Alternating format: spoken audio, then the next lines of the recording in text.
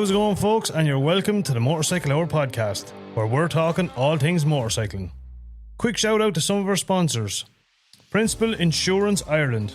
Having the right insurance matters, especially when you're on two wheels. That's why Principal Insurance, part of Howden, offers motorcycle cover you can rely on, whether it's a weekend spin or everyday riding. Howden Insurance Ireland Limited, trading as Principal Insurance, is regulated by the Central Bank of Ireland. Terence Healy Motorcycles, Unit 1A, Access Business Park, Tullamore, County Offaly, your main Honda dealer for the Midlands. And of course, motorcycletraining.ie, your one-stop shop for all your motorcycle training needs. Whether you're booking IBT or some pre-test lessons, Tony's got you covered, so give him a shout today.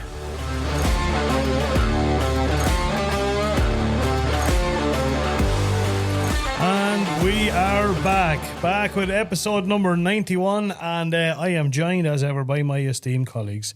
The one and only, fresh in from County Longford after feeding the big owl squirrel. These nuts. Ross McQuaid's here. What's going on, McQuaider? Very little. Living the dream? Yeah, the absolute nightmare. Lovely, lad. You were in Longford today. I was blitzing through on the way to Sligo. How's all down there? Grand, yeah. Good to hear. Children worrying about black holes turning people into spaghetti, but anyway. Well, interesting you should mention black holes, because over to the one and only Mark Dunn from County Offaly. How are you, Buck? I am fantastic, lads, yeah. Good, fantastic, lad, good. Yeah. What's the weather like below? We actually, we need to talk about that. We did a nice little tour of County Offaly last Friday night, didn't we? I opened your eyes, lads. You did open our eyes, lads. And I will be reminding you of all the nice things you said about Offaly, lads. I did not know that those views were in Offaly, genuinely. Yeah, living in Offaly myself, you know? Yeah, we're a very unexplored county, lads. We were very, very, very picky. Reason. No, we're very picky who we lay in. Yeah. To be honest with you, lads, and I tell you, it took an awful lot of convincing to get you boys vetted, to let you cross the border. Well, look, if it makes you feel any better, we won't be going back. And to make you feel any better for me is you're not going back. Oh, right, okay. Yeah. How you living Offaly? One thing I did notice about the spin was massive amount of dogging locations for whatever reason. Yeah, well, that's unbelievable you say that, because you were the only one that could pick them out. No, you were the one bringing them to us all. Exactly. So I was driving by these car parks and excluded spots, lads. But Brendan was able to say that is. There was you were able to find out. No, I'm not even going to finish that one. Actually. No, it was a beautiful area. It was a beautiful area, but there was definitely some evidence, let's just say, of some good times. 100%. And let's imagine if you were to gather up all the evidence and burn it, you'd swear you were burning tires. Yeah. That's all I'm saying about it. We'll say no more about it. Last but by no means least, another decent, sound, good Kildare man. Ger Mangan. How are you, Ger? But he's not one who's got the round of applause. No, yeah, I didn't want to ring that up. It was bad, all right, just the way it goes. No, that one doesn't even work either. Ger, how are you, man? Gentlemen, how are we? What's going on? Push that microphone in a little bit closer to your snout there so we can hear you. We can hear you. Don't you worry about it, Ger. Don't get too... Ger, don't be nervous, man. You're well used to this now at this stage. I'm not. Indeed, yeah. Ger's on. He's going to talk all about Bikefest Killarney, because you were flying the flag for Clonagale down there this weekend. Absolutely, yeah. You had a bit of a spin on the way down too. You didn't just go direct route. It turned into an adventure. I did 5 photo pints on the way down and back. Yeah, 5 of them, did you? Yeah. Oh, yeah. Did you go down your own? No, you went down with. I met 2 legends, Lou Maher and Francis, in their 70s on the KTM, and headed down with them. Holy divine Jesus Christ! Where are they from, Jared? They're eating dairy. Yeah. Oh, very good. Offaly people as well. Just get that in there, lads. And he did mention legends. Legends, yeah. Well, no, they are. I have to attest. They are, but they're the right Continue. of Offaly. You know what I mean? They're right in the Kildare border. Well, makes an awful. Well, it was Francis is from Kildare. Oh, see, there you go. There's a touch. Where does he live now? It doesn't matter. That's neither here nor there. Lads.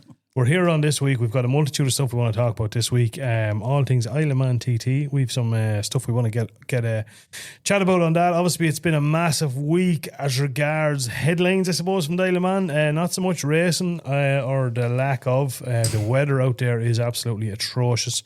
So much so I'd say to be more of a chance of racing jet skis now in the next day or two. Yeah, Kevin Keys looks good on one. He does look good on one, man, to be fair. He's natural at it, but the weather's been shocking over there, and it's been, I suppose it's one of those things, like the whole practice week the weather was absolutely fantastic. Yeah. It's a lot, isn't it? Yeah, well, usually it's just kind of shite. But look, listen, the Isle of Man has its own microclimate, lads. Yeah. It could be splitting the rocks in England, splitting the rocks in Ireland, and it could be bull and rain in Ireland. Yeah, yeah. So, and even when you're on the island, like, you could be one side of it and it's absolutely perfect. Yeah. And you go the opposite side and it could be, you might be able to see 3 foot in front of your face. That's the truth. So that's, I suppose they are very much caught between a rock and a hard place. Like there is after being a couple of bad accidents. Yeah, couple of bad slaps. You know, with the sidecars, we'll get into that as well. But yeah, look, it's been a difficult year for them. I'll tell you, the clerk of the course has a difficult job to do. Very He's hard the one who job makes to the do. call on Yeah, He is everything. Yeah, So- he is, and he's great at it. Actually, he's been doing a lot of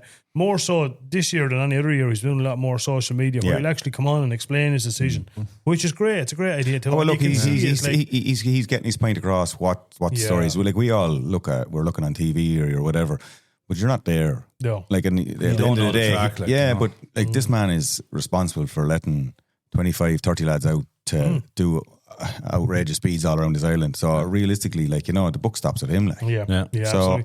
And like I suppose at the end of the day, the one thing like he doesn't say, but like you know, but by what he's saying, he is passionate about racing. And if Absolutely. anything, he wants racing to go ahead. of course you do. And he, at all costs, you know, safety is paramount. And unfortunately, that is just the way it has to be, and that's the way it goes. Speaking of the Isle of Man, a couple of interesting facts about the Isle of Man that people may or may not know.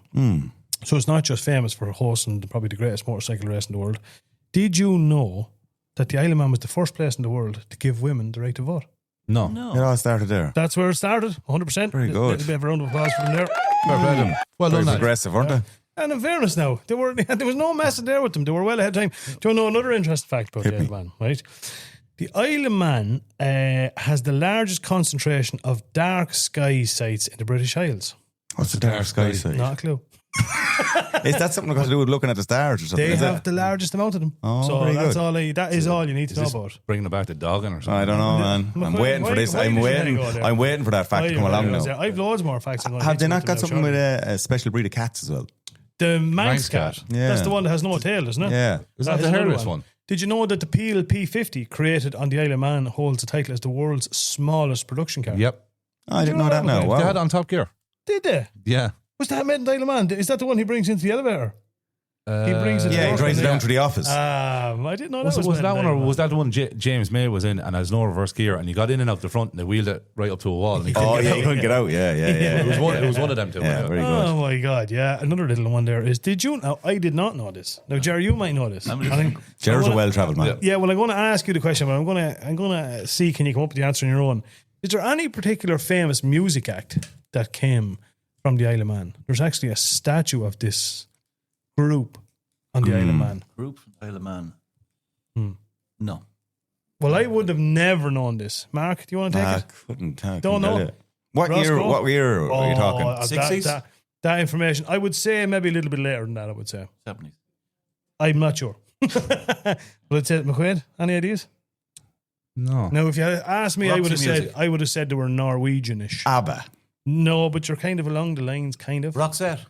The Bee Gees. Oh, go away. The Bee Gees are from the Isle of Man. No way. There you there. go, boys. I thought they were Welsh. I thought they were like from like I Sweden or thought they were something. some straight. I It's thought they Sweden. were Oh, I Or didn't think the Norway. Bee Gees were from Sweden, but Bee Gees. yeah, just Yeah. man, very good. Isle of Man, yeah. Good stuff. There you go, boys. Isle of Man, full of information. Do you know they have the cat and nine tails still there?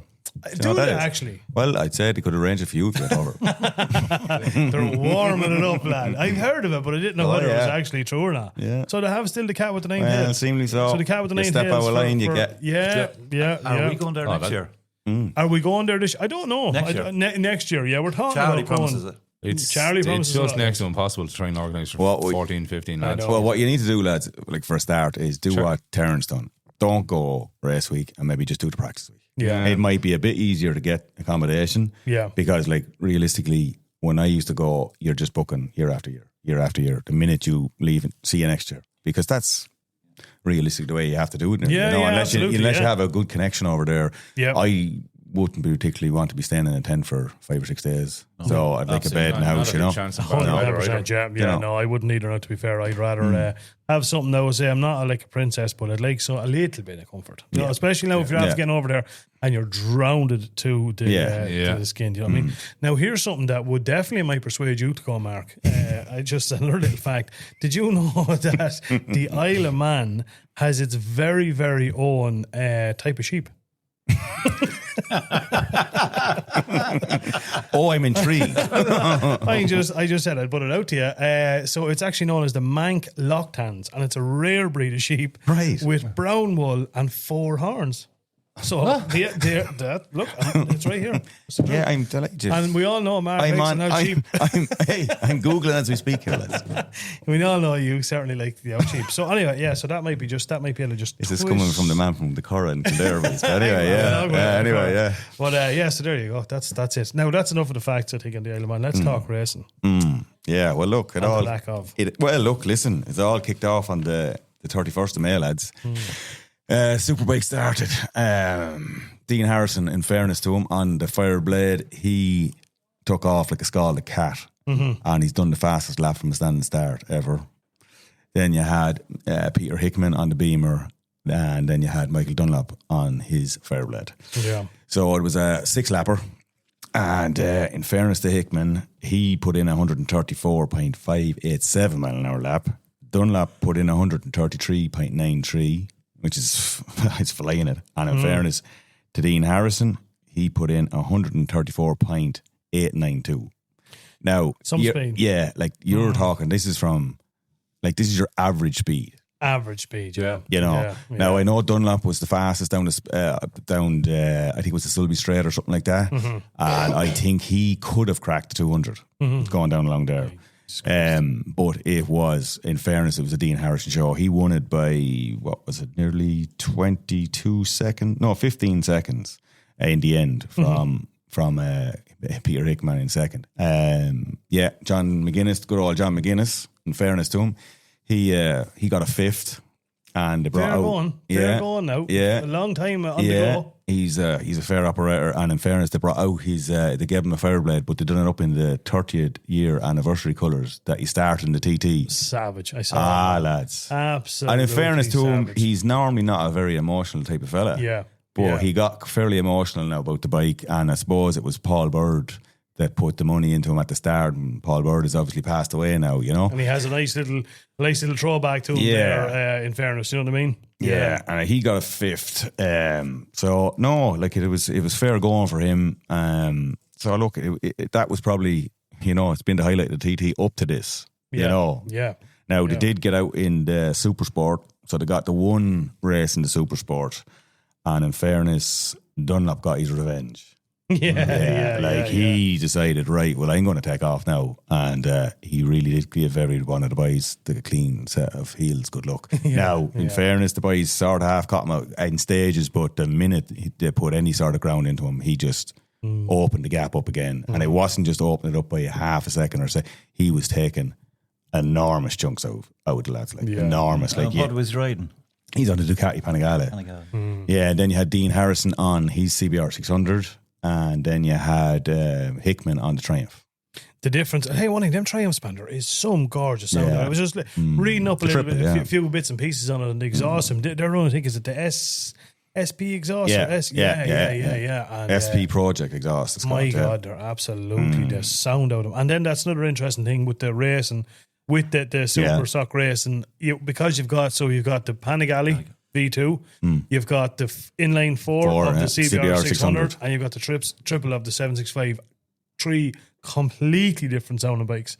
Now, look, there's a bit of controversy to it all, I suppose. Like, everyone can say, like, the Panigale is a bigger bike, right? And Dean Harrison's on a 600, and then you have Hickman on a 675 or 775, whatever they are now gone to, you know. But at the end of the day, the Panigales have been restricted back to obviously match the same power as everything else is putting out there, like, you know. Yeah. But in fairness to Dunlop, like, this is his 34th TT win, like. Yeah. That's it's his 9th Super Sport win, like. No one has beaten him. It's his 34th win. Some record. In fairness, like, and even I was just looking at the stats of the Superbike race. Out of the top 10 bikes at the Superbike, in the top 10, 8 of them were Fireblades. That's some go. Now, and I was just thinking about that, right? Because it's not too long ago. It was a BMW. It was a BMW race. Yeah. It was all Beamers. The only one that was riding a Beamer was Hickman and I think Ian Hutchison. Yeah. They rode 2 Beamers, but majority of the top, everything in the top 8 was all Hondas, I think, Fairblades. yeah. It seems to be the weapon of choice. Even when you've seen Michael Dunlop stepping away from his BMW, stepping again away from the Ducati, and taking out his Fireblade, and doing his thing on his Fireblade. Like, it just speaks volumes, because I think everyone that really wants to know what to ride is to just basically look over at what Michael Dunlop has. Yeah, look, 100%. I think that one of the biggest things for Honda last year, when Dean Harrison took the big win last year, that was like a breath of fresh air for Honda. That was huge. Oh yeah, for them, massive. And in fairness to them, they repaid him. Did you see what they done for him? What did they do for him? The bike that he won the TT on last year, Superbike race, they gave it to him. They gifted to him at this TT. Stop. Gave it to him. We had a bit of a kind of a do, and gifted him his own the Superbike. Holy jeez. Be a nice one under the stairs, wouldn't it? Nice wonder. Dean Harrison, if you're listening, I'll give you €1,000 for it. €1,000 along with a trace. It's €1,000 in your arse pocket, cost you none. It's done a few miles, like, yeah, exactly. And there's you can't exactly say you're all hazy. Yeah. You didn't. Well, I tell you, like, even you're just looking at the lap times. Like Dunlop say on the Superbike, he done what did I say, 133.93. On the Super Sport bike, he put in a lap of 127.675. That's unreal, lad. Right. Like, he won that by 24 seconds, that race. Yeah. In fairness, Dean Harrison put in a lap on a 600.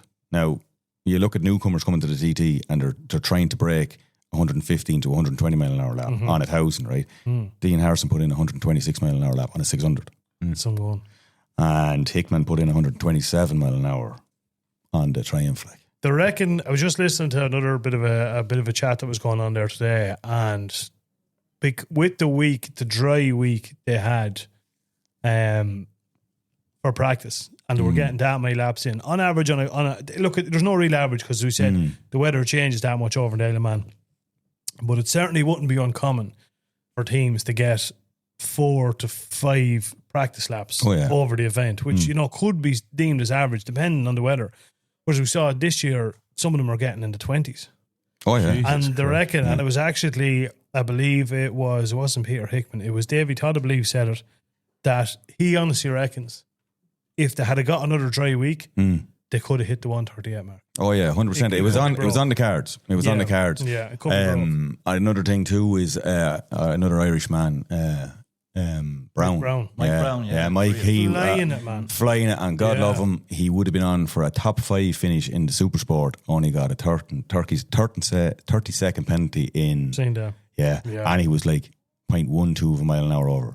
Yeah, the 60 kilometre. Now, it wasn't just him; there was loads more. And in fairness to them, they're right, because if I say, "Oh, you're only 0.1," and next minute the other lad's 0.2 over, where do you draw the line? Well, how did I thought those bikes were set up that there was like he obviously a pit did. limiter on They do have a pit limiter, but obviously he either pushed it too late or let it off too early. Oh, okay. Now, I know when he was coming out of the pits, someone else was pulling out, and there's obviously a white line they have to cross before they go out onto the Glen Crutchley Road. And I'd say what happened is he let it out quicker to get in front of your man. And I'd say he broke the white line, and he was X amount over. Bang. Goes to show you. But like but that would have been a 5th instead of a 10th. I was watching him at the Northwest, and I knew he was on. It's just goes to show you when you see him at the. I honestly think out of all them, and for the race that's left over, not because he's Irish, but he is the one I ain't going to be watching. Oh, you look, put it this way to you. There could be a podium there. Without. And look, the conditions for the Superbike race was perfect, right? Everyone was happy enough. Now, the Super Sport race,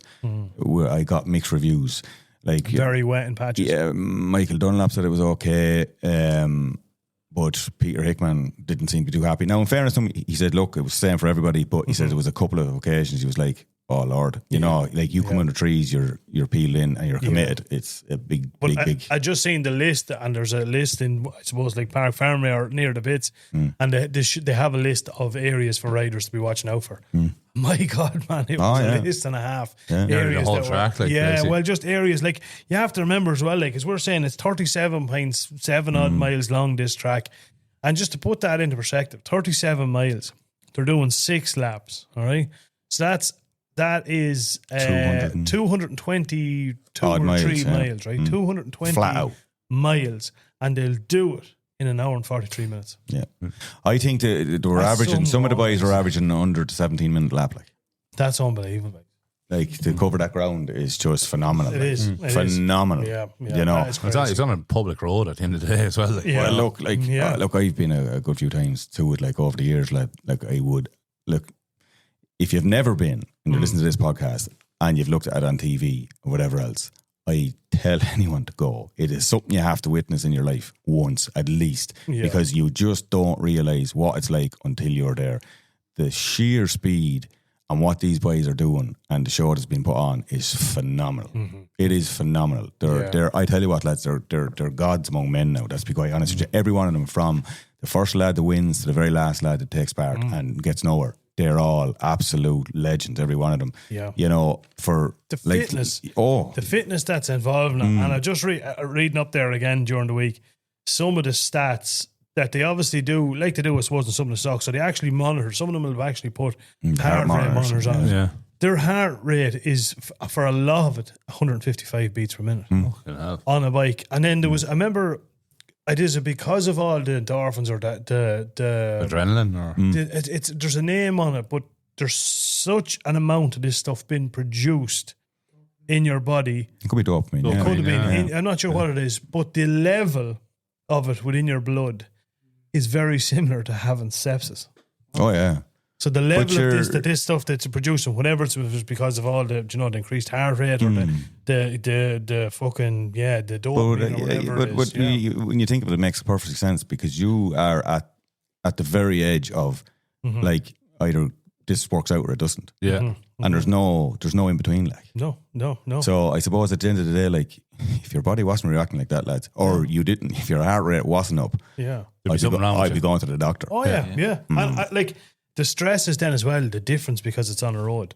I just seen another thing that they were saying, I think it was a Peter Hickman's bike, was it last year, the year before, or maybe Davy Todd's, that the vibration and the stresses were that hard on the bike. They had to reinforce the rear sets because they were bending. But you're now, like it takes some going. But you're but the majority of them go out through a set of boots at the CT, like. Yeah. Like they wear the soles off their boots, like, because you're putting so much force through the pegs that you don't even realise. Like they just wear out. Well, you boots. can see Kevin's old boots in there. Here, same crack. Yeah, you just wear holes in boots, stuff like that. Like, regarding, like, I suppose it is the ultimate test of any machine. Like, I actually was watching Kevin today on Facebook, and he was saying that he was word out to his team that was working on his fitness because he was fitter than ever for this TT. And the main reasons, his 6 laps was his fastest lap, his 6th. Yeah, his last lap. Very last lap. So that shows fitness. Yeah. Speaking of Kevin Keys, we have a word here from the main man himself. Good stuff. Give with a little bit of an update on how he's getting on over Daily Man. Hi everybody, and hello to all listening to the Motorcycle Hour podcast. It's Kevin Keys, Darragore racing rider from here in the Delaman TT paddock. Brief rundown on the week. We've had a decent practice week, probably the best conditions we've had here. Well, I've had here personally on practice week since I've started riding the TT 3 years in now. We've only got to ride a Superbike race on our Fireblade, and we got a run out on our 600 in the 600 race yesterday, which unfortunately didn't go to plan. We developed an electrical issue which caused a misfire, causing some problems with my dash and all turning on and off.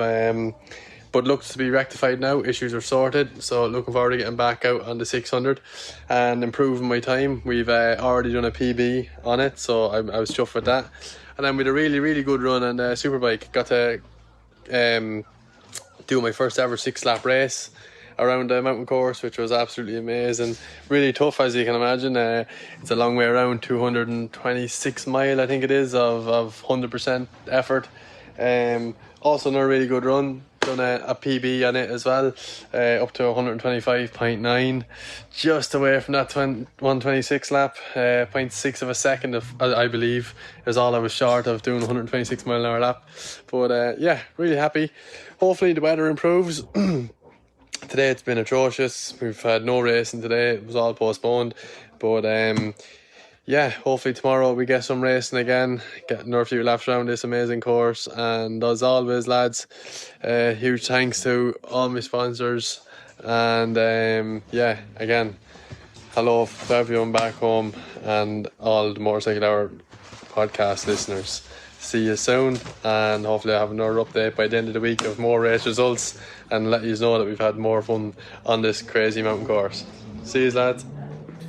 The one and only Kevin Keys. Look, a lot to take from that there, I suppose. Like, it's easy to forget that Kevin Keys, this is only his second time out on the island. And, just as he was saying there, third time, isn't it? Or third time. Yeah, it's third time this year, yeah. This year. But, like, you think, like, as he says there, that was his first ever 6 laps to put in on the Superbike. And to do that and then get a PB, 125.9, like, so he is. Oh, he's doing it. He is doing it. Like, he's tipping along, getting better every time. Yeah, every single time.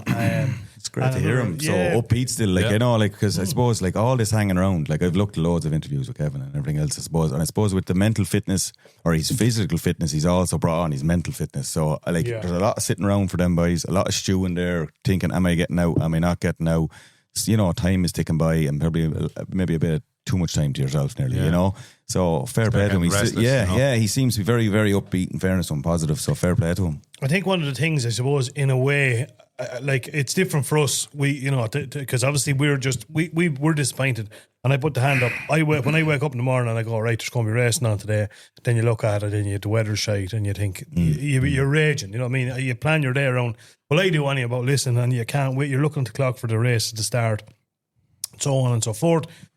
For them, I'd say maybe the plus side, if there is a plus side of the rain being as bad, that they can forecast it now. So it's nice that they can come out and go, right, this rain's not letting up, no racing today. Rather than it must be horrendous to be sitting there, right, we're going to go at 12 o'clock and you're bracing yourself, you're getting ready, going, next thing you know, we're delaying it for an hour, It's nice, and I suppose, but definitely for them to go, right, boom. It's not happening today, boys, But it does go to show you that it is complete. You can have all the best bikes, everything going, but you can have the best of everything going, but it all depends on the weather. Oh, look, it's like everything, lads. Like, everything is weather dependent. Once you go outdoors, it's weather dependent, and then you throw motorbikes into it. It's a completely different ball game altogether. Yeah. And look, hats off to the Clark course and all the marshals and everyone else that's involved in that. Like, that's a huge commitment. People are using up holidays to do marshalling. None of these bikes are being looked after. They're doing it all off their own back, and fair play to them. It's, I suppose, at the end of the day, it's the Isle of Man's big winner for the year. People are depending on this for. It's a huge global event, not just even a local event. Yeah. What I mean, just for their economy. It's the big money winner for them, like, for the year, like, So, look, everyone's praying for good weather, and hopefully near the end of the week, or things will brighten up a bit. I have a funny feeling we're going to lose out in a few races. Definitely. I think the super stock could be gone, which is a big disappointment. There was one that if it wasn't ran today, I think it was super stock. Yeah. That's a real pity, because the super stock for me is the bike race for me to look at, because it's each manufacturer's 1000cc bike or whatever the equivalent is, whatever make, and that's what they're putting out. So like the super bikes, like, obviously they're a far bigger, far more money put into them. So you're dealing with different tunings and all that kind of crack, and electronics and all that kind of crack. So I think it's just a kind of a more pure race, like, so it's every bike again, every bike, Definitely. So it's a pity now. It is really a pity, 100%. I suppose. With, I suppose, the races, like the Superbike race and stuff, that's a big sponsored race. So I suppose they're going to try it all. Oh, yeah, they're going to have that no matter what. That's what everyone wants as well. Yeah, we didn't get it last year. It was the last one. Now, as far as I know, they have plans afoot that if needs be, they're going to go into Sunday. I think so, yeah, because I think last year it was such a disappointment for everybody. It was. It didn't happen. I think they'll roll it on. But look, it's going to have a knock-on effect, I suppose, with ferries and everything else. A lot of people will be gone. Last year was the case. It was because it wasn't so much the weather, wasn't there? There was a red flag incident in the second last race, and it held off too long that we couldn't. That basically, it ran out of time, and they hadn't got a plan afoot to do it. But in fairness, they learn from that, and again, it's all down to Clark course looking after people, So absolutely, yeah. Before we go any further, I suppose before we move off the subject, we can't without talking about the sidecars. That was. It's one of those things, I suppose. Like, well, look, I suppose before we kick it off, we do just want to give a massive shout out to the people that were injured in the sidecar accidents, and we wish them all the Crow brothers and Maria Costello and her Or passenger. Passenger, yeah. I know I think there's a bit of a GoFundMe available for her now at the minute. Yeah, look, they're trying to raise a few pound for Maria. In fairness to her, she has significant injuries, like very, very significant injuries now. In fairness, life-changing injuries. Yeah, look, it's paralysed and stuff like that. But now, look, there is modern medicine and operations that they're looking at now. Maybe, hopefully, that she will get the use for her legs back and stuff like that. So please God, I don't think it's going to be a problem to raise the money, because yourselves, lads, bikers put their hand in their pockets. It's as simple as that. Yeah. So look, hopefully that will get sorted for her, because in fairness to her, she was a great ambassador for the sport. She's a great ambassador for women on motorcycles. In fairness to her, she's racing the TT probably nearly as long as John McGuinness is. You know, that kind of way. She's around that long, And she's not, as the fella says, not just there to compete either. Oh no! In fairness, I tell you, the talent. She's unbelievable talent. Like, Yeah. So look, we're going to share the link to that on our socials. Think if anybody can throw just a couple of bob there her way, I suppose it'd be strength in numbers. To get a few bob, together for her, that she can, I suppose. Look forward to getting herself back fit and healthy. And unfortunately, like with the likes of injuries like that, there's time off work. There's obviously huge medical expenses as well as everyone else. So yeah, if you can put the other hand in the pocket as well, it's the toll on their families. It's a stressful time. The whole mental aspect to it as well. Recovery, she is a long road ahead of her, and please God, as we say, I think everyone will stick their hand in their pockets, and she'll come back all right. Yeah, hopefully. Absolutely. And as well as that, the Crow brothers just goes to show, two lads that made some serious headlines last year, obviously with the phenomenal success they had in the sidecar racing last year. I think everybody was it was one of those years, because obviously, so say for those that aren't familiar with it, there had been some fair changes afoot on the back of some of what they saw last year with the sidecar racing. And they tried, obviously the whole idea was the sidecars slow down. They were getting too fast. But it's amazing though when you say that, because I think the Birchall brothers, was it? I think they done a faster lap than they ever done. Yeah. The way they were trying to do it was obviously cut air off to these things, choke them up a little bit, that they don't have as much horsepower or as much top end speed, and I don't know, lads. Look, listen, it's very disappointing for every crew that's left there. It is 100%. Look, it is. What was their top speeds, lads? What was their top speeds? Oh, Jesus, they were 160, 170. Yeah. No, but their average lap around the island. They were very close to 600s, weren't they? Yeah, but I think the Birchall brothers done 125. Now, I could be mistaken, but I think it was like in practice. Like that's phenomenal. You can imagine that's a bike with two people on it. Like, now, look, at the end of the day, I don't know. It seems to be coming down to all the aerodynamics of these things. Like, I think, there's definitely, I know, as I say, so for this year, as we're saying, what they were trying to achieve is obviously to slow them down. They were doing that, as far as I know, the main means was they were putting restrictor plates in them. Like you'd see in a lot of bikes that have to be, restricted for lads. So there's basically a plate that they'll put in the, Kieran Riley and all about that, but it's basically a plate that they put into the throttle bodies in it to restrict the amount of airflow. And it's as like that, you could throw as much fuel as you want. If it's not getting the air, I just genuinely think it's I think, and I suppose you can't blame the teams. They're trying to get the competitive edge.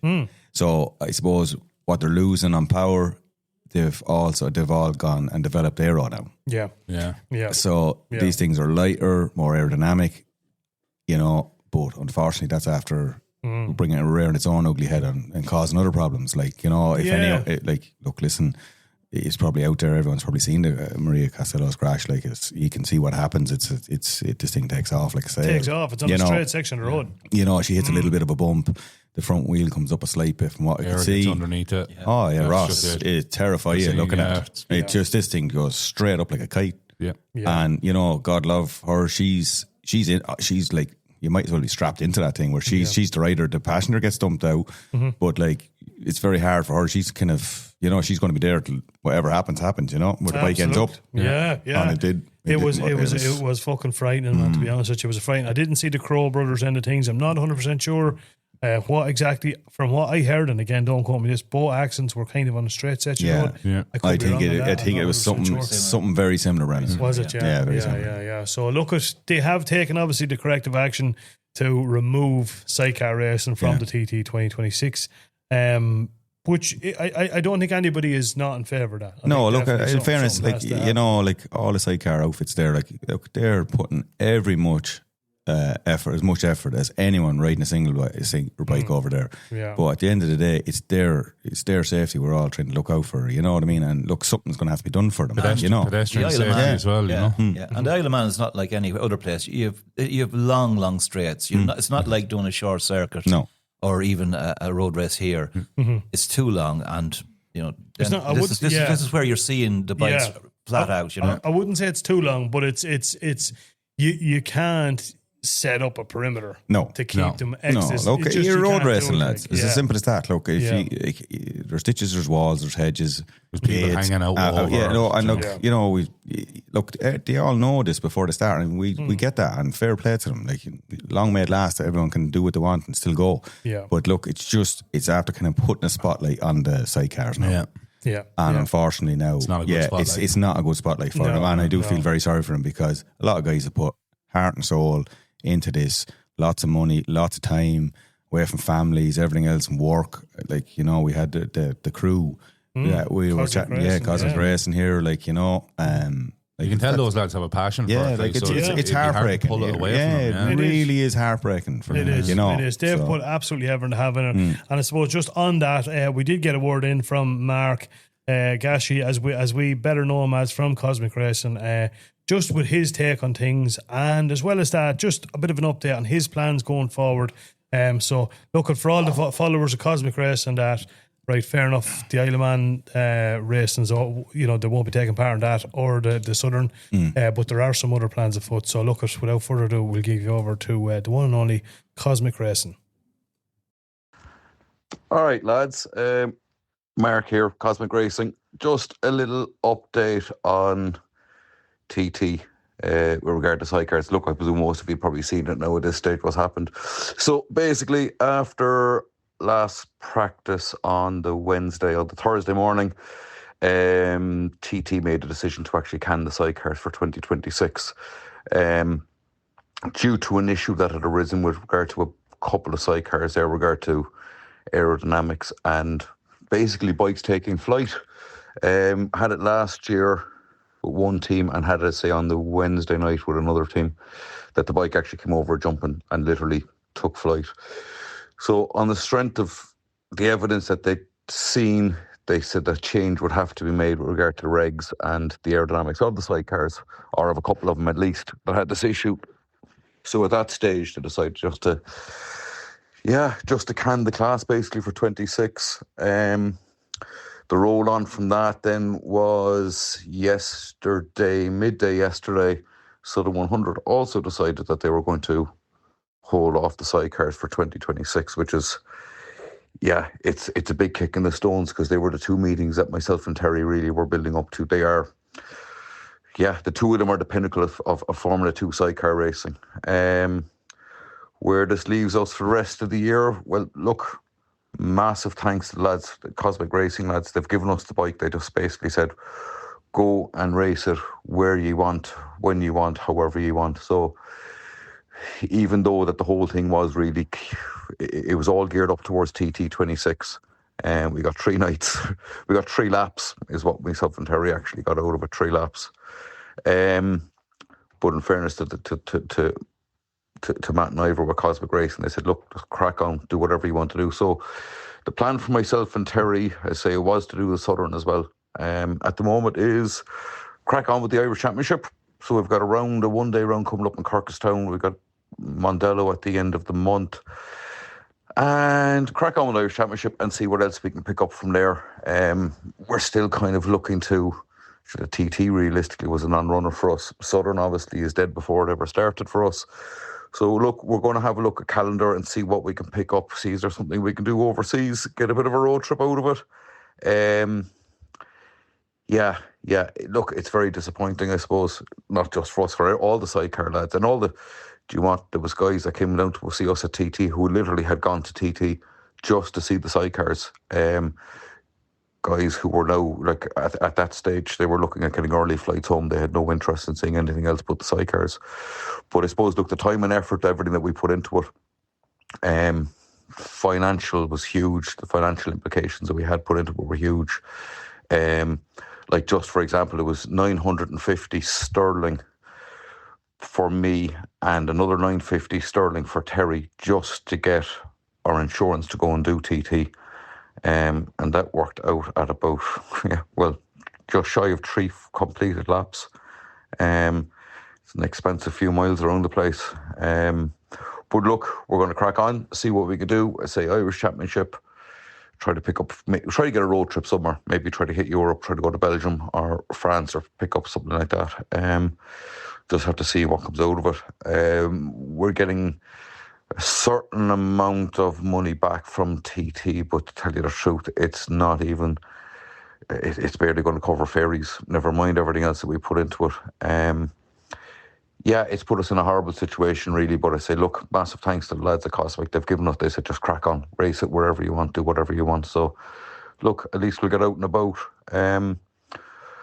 Hopefully TT will go and the Southern 100 have a look at regs. There's already a lot of talk going around. Hopefully get together, I think the plan is to get together a working group, try to come up with a set of regs that is both raceable and safe for the sidecars going forward. So I know that group is going to be compiled of scrutineers and technical experts from the TT, chassis builders, competitors. Hopefully we can come up with something that's affordable and raceable and still safe. That's kind of where we are at the moment. Early ferries home off the island and getting a flight back next Sunday to pick up the vans and sail back again to Ireland on Monday night. So, it's been a big upheaval. A lot of effort, a lot of time, a lot of money put in for very, very, very little outcome out of it. An expensive exercise for 3 laps. But look, it is what it is. We're not the only crowd. And in fairness, the sidecar community, everybody is, as soon as the announcement went around, the sidecar community themselves kind of got together and said, right, what are we going to do to get these back on road for 2027? It wasn't a case of, giving out about everyone. Everything was, it wasn't that everything was the be all and end all and we're all finished. It was very much, right, what do we have to do to make this work again going forward? So look, hopefully something will come out of it. To the truth, with the amount of racing that's happened over since we left, I'm probably glad that we're not there, because I don't think we probably wouldn't have got a race anyway with the weather we're having. But that's kind of where we are at the moment. It's get the bike back to my place and get it back into short circuits back, and Kirkestown on I think the 20th and Mondello on the 27th and 28th. And sure, look, if there's anybody around, come on over, have a chat with us, and sure, Brendan will, and the lads, thanks for your support. And we'll be talking to you between now and then. Cheers, lads. Look, as I said, that was the one and only Mark Ash from Cosmic Racing. Yeah, you would feel for the lads. Of course, the disappointment, you can hear it in his voice there, in fairness. And we've obviously had Gashi on here, and we've got to know him and his crew and his better half over the past couple of months. Just real good, decent people. Yeah. As he said himself, a very expensive 3 laps. 3 laps, yeah. Well, just one thing that stuck out with me in my mind there, for him and Terry, just for their insurance for the TT, it was £1,900. That was £1,900 to pay best for that, part of $2.5 grand. Yeah, that's a fucking fair chunk of change now. As he said, 3 laps. 3 laps per lap. Yeah, I know. It's sad, but look, I suppose on the bright side of things, they are determined to maybe focus their efforts now in the Irish Championship. And as he said, they're maybe looking to doing some overseas racing. So that'll hopefully open up a few avenues to them as well. And we wish them absolutely the best of luck with that. And as he said, the 27th and 28th will be back over at Mondello. So we'll certainly be over there to have a look and see how they're getting on and cheer them all on. But it's tough. It's heartbreaking on Murray, 100%. Well, look, hopefully if they get this crew together that's going to do all the scrutineering and set up rules and whatever else, going to make it a whole lot safer for them. Please God, in the future that'll be back up and as good as ever, Yeah, absolutely, without a shadow of a doubt. Yeah, it makes sense.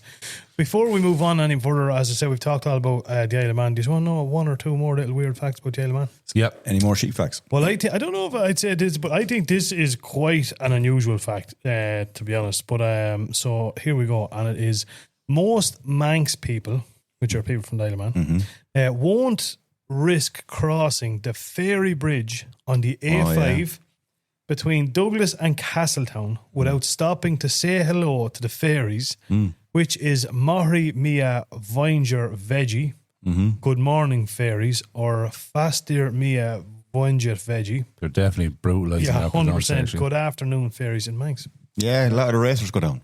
Do they? Yeah, a lot of the racers go down the start of practice week and race of a week, tradition. whatever. Yeah, they go down and they look for the ferries and look for good luck and whatever else and say hello. And they reckon that it's a big thing with all the racers. Yeah, it's That is absolutely I mental. suppose it's kind of a tradition.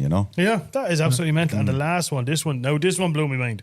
You might want to sit down for this one. You may or may not believe this one. But did you know that the Isle of Man is home to the world's largest motorcycle road race, the Isle of Man TT? Did you know that? Didn't know that. There's a race on there. Mind Are you joking blown. me? That's There's a race. I thought it was a sort of a says it here right in front of me, but he's in plain English. So wow. Jesus. computer never lies. So there you go. Wow, very good. That was all. We're all TT'd out now. Yep. But Maybe have some next week if we get more racing. Yeah, definitely. Hopefully, I genuinely mean this. Hopefully, we'll have some great news. Maybe next week with a bit of a word from Kevin Keys and Mick Brown and a couple, and we'll be watching it all.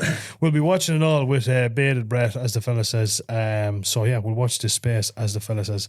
Next, we're going to go to the one and only Ger Mangan to talk a little bit about Bikefest in Killarney. Ger, talk to me. Well, what a trip! It's 20th year, and it's my first time in 20 years. Is that your first time? I can't believe that now. You were never on For before, a man Ger. who's been everywhere on the bike. Absolute version to Wow. Bikefest. Wow. Yep. Well, Holy And you did divine. it by yourself. And you Fair done it play. all by yourself, Yeah, I lad. had Well, you plans. met people on the way, but Met huge good amount of awfully people. Good, awfully people. I had planned for my good wife to get back up on a bike with me after 20 years because we're 20 years married tomorrow. Oh, congratulations. Happy anniversary to you. But it was absolutely. she didn't remind you to say that at all. There's a couple of brownie pints if I ever heard it. I always this is now. Sorry, Anna, I'm getting back to your story. I always forget the anniversary. Right? Really? Which it'd be no surprise to a lot of men because a lot of men do forget their anniversary. But the only caveat to my story is I shouldn't because it's the same day as my birthday. Jeez, you really made it about you, didn't you? Yeah. You really made it about you, didn't you? Yeah. It was a bit of a stupid idea because, even my birthday now, you have to still buy. The one day you can be selfish, but not anymore. The same day as my father's birthday as well. 26th of August. Yeah. Go on, the Seamus. There you go. Yes, That'll man, I get always knew the I old liked him. birthday. Sorry. Back Well, over to you. advice to you chaps: when you do get married, that wedding photograph, put a date under it and have it on the main wall, like I do. Spoken like a true pro. I'm tell you fond of one just thing. tattooing reminders of myself. Oh yeah, I am diabetic. Yeah. That's funny. You're not going to get married, so I'm still holding out for you. could happen. Ger, Bikefest, talk us through. I look at it. I'm going to start off by saying we had intended on going to Bikefest, which we spoke about, because we absolutely love it, and we always say it's the biggest biking festival outing, whatever you want to category you want to put it in the country of the whole year. And I said we went with last year, it was fantastic. We went the year before, myself and Ross, was fantastic. It was a few years before. Every single time we went, it was Never disappoints. Never ever Had our disappoints. tattoos picked out. We had our tattoos picked out in Everton, man. Yeah. Obviously, we had some accommodation sorted that unfortunately fell through kind of last minute. So we'd no choice. We couldn't go down to it. But all that being said, I was enjoying some of the content you were sending me. I was looking online. I wasn't really enjoying it. Well, yeah, I No. kind of. You were and you weren't. I was like looking at it through very, very, very jealous eyes. Yeah, I was kind of. It brought me back, gave me some memories. Yeah. I remembered stuff that I had forgotten even happened. Yeah. Good stuff or bad stuff? I won't go into that. But no, there was definitely parts of it, and I was this close to unfollowing Bikefest Killarney on Instagram because Yeah. I thought you did. you know, every Bombarding, time everything you look at. I looked on it, it was just brilliant crack. Look, fairness to the guys, they run a massive show down there. Yep. Class. Jared, talk to me. Well, I use it as an adventure. It was an adventure from the start. I headed off on a Friday morning. Said I'll do a couple of photo points on the way down. So first Good stop, excuse. yeah, absolutely. And the first stop was in County Offaly, Ballycumber. There you go, lads. Like I brought the boys. What was The his can, name? the can bull. No, never mind the can bull. Well. There's one man's name from Ballycumber come on now. You have to. Yeah, come on. He was the singer. Mark doesn't even know who he is. Lads, there's so many talented people. Oh, you said this to me before. He was the very first lad ever that was on. And I just let the people know Ireland's here Got now Talent. that Mr. McGuire is now Mickey Joe Hart. Googling. No, not Billy. He was Billy Joe Hart. Mickey Joe Hart. It's not. No, No, I know who it Mickey- is. no. Simon Simon Casey. Casey. lovely Oh, Simon. Simon Casey. Oh, Get yeah. up Should have over won that. it, lads. Should have won. He was robbed. That Simon. Mickey Joe Hart. Yeah, robbed him. That was the one. That was Yeah. good old Simon Casey. Anyway, sorry, Ballycumber was your first spot. Did a photograph there and headed down to Ballina to cross over the Shannon. Oh yeah. And had a bit of lunch there in the Wooden Spoon. A very hip place, guys. Yeah, very Yeah, it fit in, Ger. It fit right in, Jar, with your cool hat. And then I headed up into the arsehole of County Clare to find McCarthy's pub, the next stop. Oh, there's a pub on there. And there's a pub in it. There's a pub every An year. existing pub or oh, No, there it was, yeah, was one last more. year. There always is, yeah. This didn't seem to be existing when I got there now. I hope for their sake. Disclaimer now to McCarthy's Pub. This is Ger that's saying this and none of the It's rest actually a of us. hopping pub every Saturday night. Now, Sorry, yes. what is a motorcycle's worst nightmare on a road? Loose Me on the gravel. back of it. Loose I gravel. hate loose gravel. Yeah. Chippings for the last 20 miles up to Chippings.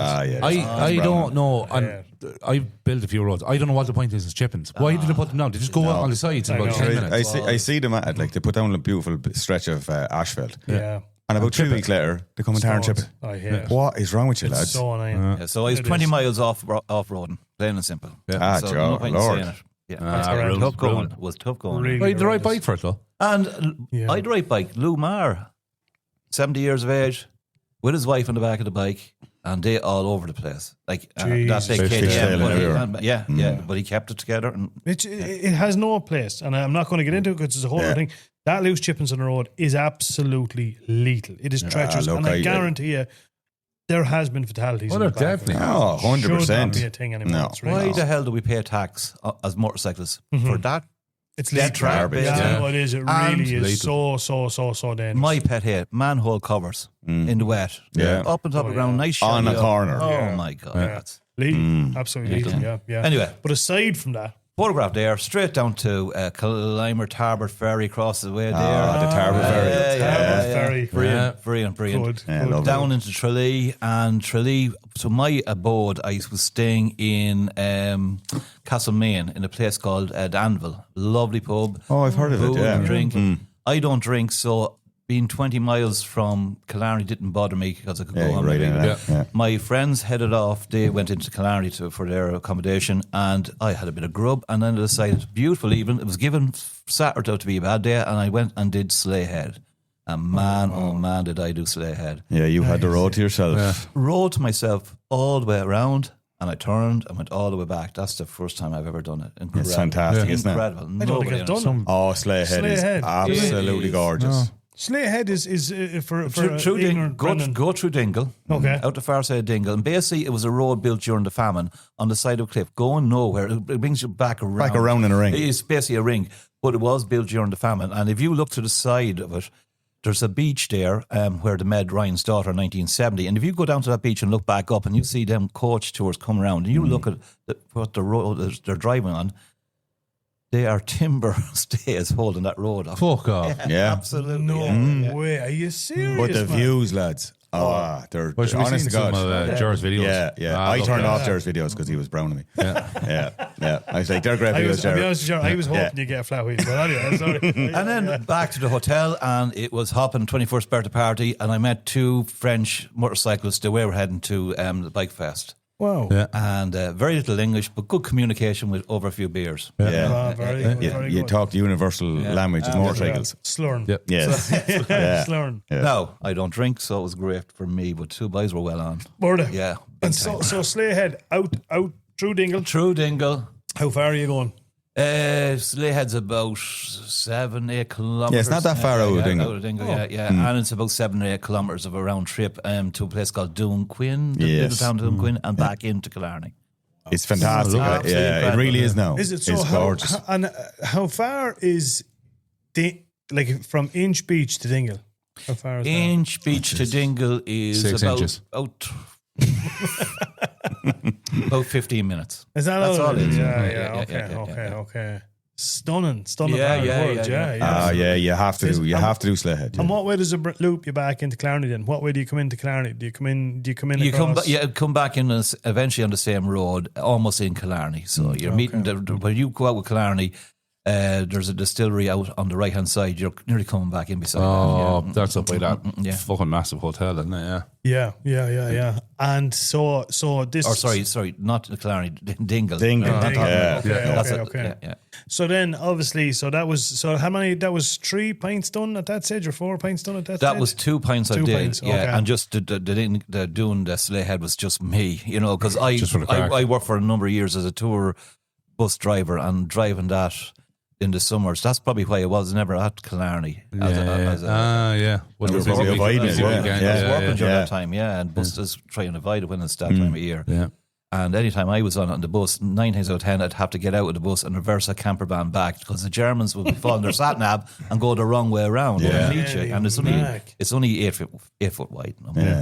Jeez, nerves of steel. Well, you wouldn't have fucking 52-seater coach. You're right, you would. Oh my Yeah. God, some going. We'll get Kieran down there, boys. Unfortunately, the next morning it was wet. Okay. And there was an accident in Castlemaine, so I had to go across country to get into Killarney. So it took me the guts of 45 minutes to get to Killarney, which should only take about 20 minutes, They're not too bad. No, and came in and went straight to the biker village, and it was Hopping. It was good, even though the rain, and just to see the guys from the previous week of the Harley Davidson event where the people were going out. We went out the previous week, and we had that day was just incredible. Brilliant. Well, you were booked on in the Harley as well, weren't you? I was going to go on the Harley. I didn't book it in, and thank God, because it was torrential when these guys were taking it out. Okay. Yeah, it was a bit of a mixed bag, wasn't it? It was. Yeah. Because I was looking at, as I say, some of the videos, and like some of them, it was like you could see the sun coming out, and people were sitting out having beers and like that. Then you could see there was other ones, and they were all heading for the tents. Yeah. But that's the beauty of Bikefest. There's both. Well, look, you can do whatever you want. So I decided to walk around and go to the stalls. Stalls were all over the place. They're a really good setup in the biker village. And here is a T-shirt, and it's basically me this year. I'm going to show you, lads, read it. Well, what have we got there? You don't always need a plan. Sometimes you just need to keep balls, and you just need balls in the beard. Very good, very good. Ali, did you get that down there? Got that down. That's nice. That's Jared's new mantra. Yeah, was there one for everybody in the audience, or no? It was Too expensive, jazz. Sorry, okay, all right. No, that was brilliant. So then I went into the hall and had a look at the guys with the tattoos doing the tattoo area. It's packed, isn't it? It's class. Brilliant. Did you get one? Did you get one? No, you have to book it in. No, you don't. No, they were booking it in there. Yeah. Well, maybe because it was a bit wet. Maybe they were a bit more going in. Yeah. You know, that or Jared's chickening out. Yeah. Excuses. Yeah. We didn't have to book it. All we needed was about 13 pints of course. I'd say your blood was quite thin, boys. Was it? We didn't even have. We just jumped in the seat. I was there. I was there. And I said, "No, you order your food here, lads." Just the Chinese. So after walking around, the weather started lighting up, and I said, "You know what it is? I'm going to do another photo pint." So the climb in, which is basically. So I went down to what's the name of the place? The Puck Fair is Killarney. Heading into Killarney and about 15 kilometres inland, heading up into the mountains. Beautiful drive as well. I didn't have my camera on, the DJI camera at that stage, and I should have, because it was beautiful. Came into this, I found this pub in the middle of nowhere, had a pint in it, non-alcohol. Yeah. I met 2 other bikers from Hastings in England. They come over. A lot of English people come over for Bikefest. And he says, what was I going to do? And I said, look, I'm not too far from what do you call it, the Gap of Dunno. Have you ever done it? And he answered, no. I said, well, look, follow me. So we headed off, then headed on to the Gap of Dunno, and I said, it's coming into evening time. There mightn't be too many jabbies out there giving out about bikers. And sure enough, there was only 3 probably jabbies on the road. So we took off. And you've seen the videos there. Halfway down the road, beautiful. The evening was gorgeous. And what did I meet? Only 60 guys on Honda 50s and every sort of thing coming the opposite direction. Class. It was just unbelievable. They were flying. They don't hold back on that. We said it before, you know. You'd have some crack. We'd be in the middle of Killarney. And you'd be watching all the various bikes coming in, all the different groups coming in, and but when the Honda 50s come in, everyone is up. Yeah, we sure look. They're brilliant. the nation's favourite, really. Yeah. Aren't they? Oh, genius. And actually one has a sidecar on it. Jeez. Yeah, unreal now. And so we started climbing and got up to the top. And I've never done this. So I went down into the Black Valley Yeah. and got lost and ended up at Lord Brandon's cottage. Basically, if you were on a trip in Killarney and you got the little rowing boats that the guys do from Rosscastle, this is where they end up the other side of the lake. Oh, yeah, I know Rosscastle. Yeah, we were in Rosscastle. It's my summer home. Yeah. Oh, McQuaid. Nice one. So Quaid brings the goods. Lord Brandon's cottage is basically a tea room area, so your picnic area. It's absolutely beautiful. And Sorry, you saying Lord Brendan's cottage? Lord Brandon's cottage. So basically, you come from Rosscastle right across the lake to this place. See, we'd always have to have we say these are Brennan's. Brendan's and Ross's. Yeah. And from there, then I headed off and I got up to Moss Gap and maybe way back into Killarney. Yeah, you came up and you came up out right just a little bit down the road from Moss Gap. Yeah, it's fantastic. I look at and. You never done there before, yeah. It's gorgeous, isn't it? You just disappear off the road. It's glass, yeah. And here's one for you. They call it the Black Valley because it's the last place in Ireland that got electricity in 1974. No way. Are you serious? Oh, that's a good one. He did Jesus. If I would have guessed now, I would have said Cavan. And they had to pay for it. Said, come out. But there you go. That's an interesting one. What's the name? Lady View? Ladies View. Yeah. A photograph of the bike. Yeah, but it's a kind of if you're doing the Ring of Kerry, that's definitely somewhere to go. Is go to Ladies View. There's a place to park at the front for the bikes. Yeah. And there's a cafe straight across the road, and there's an upstairs in the cafe. And you can sit out. Viewpoint, we did that the first year we went. Yeah, if you were even just down for a spin yourselves, never mind Bike Week, I think it's 111 miles, is it? The route, and it's a lovely thing to do. Go early in the morning, head off before too many of the buses land on it, do your bit of a lap, end back there, and it's a lovely way to go. Yeah. All down around there is beautiful, and even Kenmare is a beautiful little Kenmare is a gorgeous little village. You have Kells Bay, you can go any direction and you'll be grand. Yeah. Do you know what I mean? There's a fella called Brendan on that just before Kells Bay, and he does the sheep farming thing. So he gives the sheep demonstrations, and he is an absolute brilliant guy. Is he? Yeah. Yeah. And where does he do that? That's just on the side of the road there. Just before Kells Bay, you'll see it. It's a pub. You have to, and he's set up for the tourists. Yeah. So basically, you go up the hill. He does the demonstration with the dog, the two dogs he has, and then the only way to get back down is go through the shop. And the Usual. Typical Brendan bikes. As a decent man. So we got back into Killarney, met up with Lou and Francis, had a bit of grub in the Gleneagle. Very nice. Yeah. And then we made our way out into, this is coming up to 8 o'clock, and it was perfect time. And we came out into, and the evening was starting to get nice and bright. And we came out to the open air arena, and who was getting on stage? Only the guys from Cork, the Hush. Oh, they're some band. Whoa. They are some band. Yeah. Without a doubt, the best I've heard in years. I used to follow music quite a lot as a younger man, and I'm definitely down in Cork to see them. Yeah, they're very. I've heard them before. They're savage. They did a reminiscence of Stairway to Heaven, and holy shit! Are they a cover band or do they own stuff? They do a mixture of everything. And For a cover band. The lead singer is. He's a madman. Like. Is he? Yeah, he's brilliant. He's a showman. Like. Is he? Yeah. Okay. He gets the crowd going. The musicians are out. The bass guitar man. Unreal. Incredible. Yeah. And you can't beat a good band, but there's always good music. I was talking to Terence Terence's wife there, Janelle today, and that was the very first thing she said. The band. Yeah. The band. Unbelievable, weren't they? Oh, Terence and Janelle. Yeah, Terence and Janelle went down. Janelle was down for the first time, and she done the lap of the ring as well, in fairness to her. Did they? She going on the bike? Yeah. Now, hold on. Terence, I'm just going to put it out here. Okay? Right. I don't know whether you can class that they actually went down or not down. Why? What did you mean? There's a rumour going around. Right, what's the rumour? The rumour was that there was a hotel anywhere that they were staying. Right. And his van was spotted there, lads. What? Did he have a stall?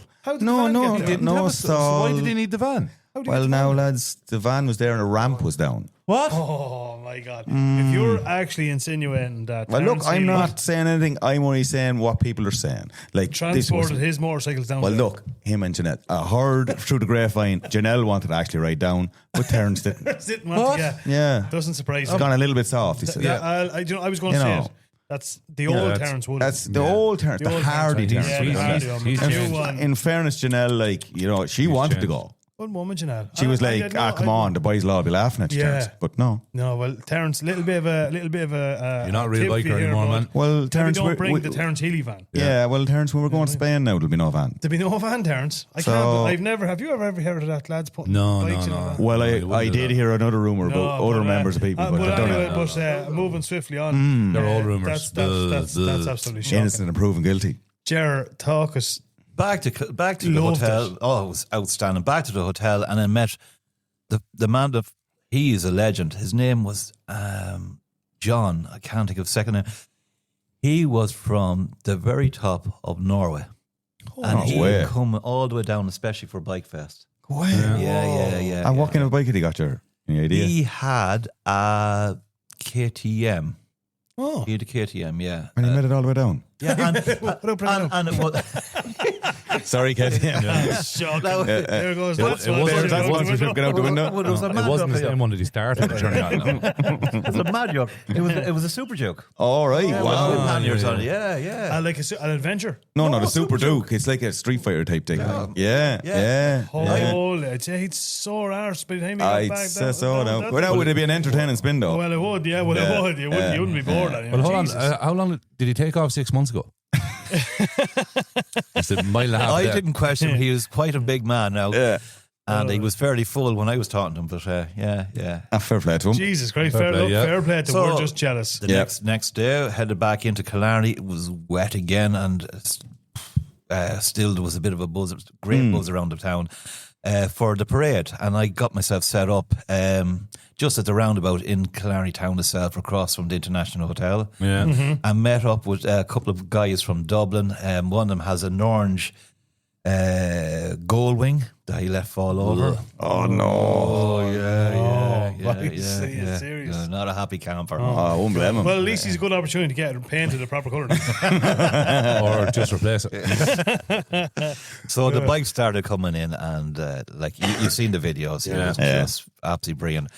And to see at the end of it, like the girls, the bike girls of Ireland, is it? The bike women, Motorcycle women Ireland. they in all their colours, they would look brilliant. And then there was some mad looking people. I on seen bikes. a Bandit 600 with a set of eyebrows out. And it was pink. Yeah. And it was pink. Well, it's like a Charlie Riley was doing. What? Mark didn't know that. And I have to say, I could be going to the dark side. I really got a draw for the Harleys after me in there. There you go. There you go. No. There you go. You just got the injection, Ger. Indeed, I have to say, yeah.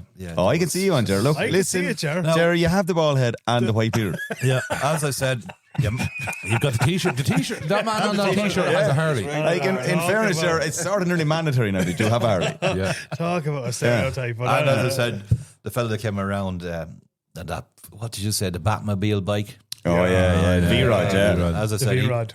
so cool, he piss ice cubes. Yeah, I wouldn't like that bike at all. To be honest with you, but that's why, Be everybody's painful, different. but like, you know. Yeah. But so 10 out of 10. Oh, 10 out of 10. And then I got to do the last photo point. So I went into Mill Street.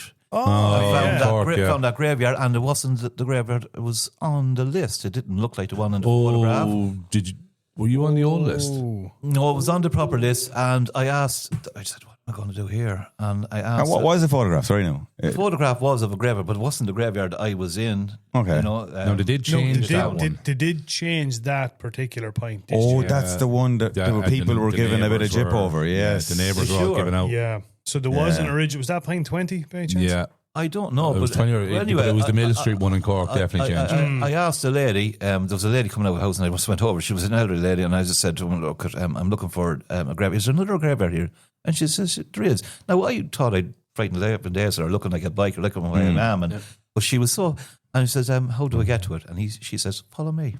She got No into way. her car, and she brought me about 4 or 5 miles down the road, and sure enough, there it was.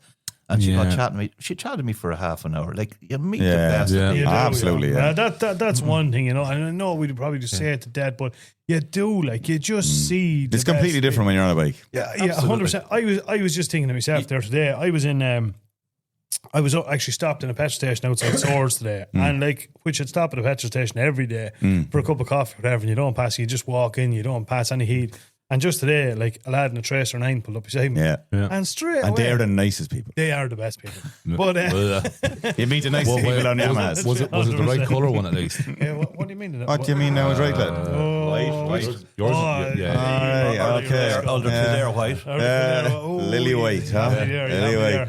Well, I instantly, I just had to have a chat with him. Yeah. Do you know, I said, well, how are you getting on? Well, how are you, Buck? Chatting away. Friends for life. 100%. Where are you? And just heading off, and he was out for a bit of a spin. He was on nights or whatever, and just chatting to him. Yeah. Straight away, but if that could have been a lad in a fucking Ferrari or whatever else, you wouldn't pass any mark on them. Key the car.